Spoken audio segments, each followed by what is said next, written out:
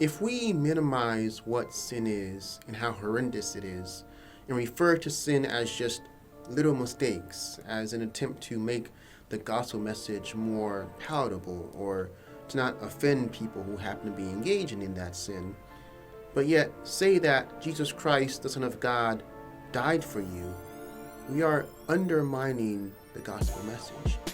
If sin is so minuscule, why would the payment of sin be so costly as the death of God incarnate?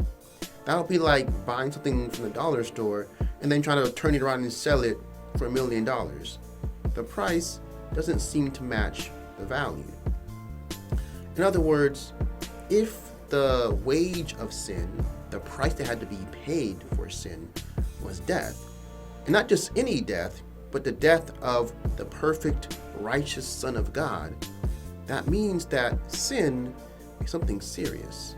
Sin is weighty. Sin is a big deal. And because of just how serious sin is, the cost had to match the severity.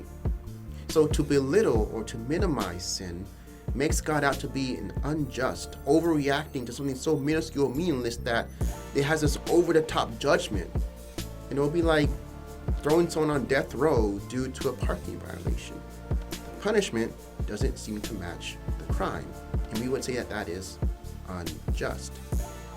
But it is through recognizing just how horrible, weighty, and disastrous sin is, and we recognize just how good God is by offering us forgiveness and grace in spite of our sin.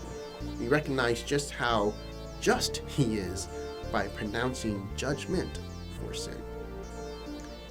Essentially, we can't minimize sin while maximizing the sacrifice of Christ.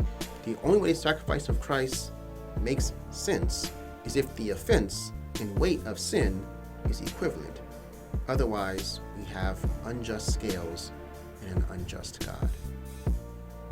And as always, think on these things.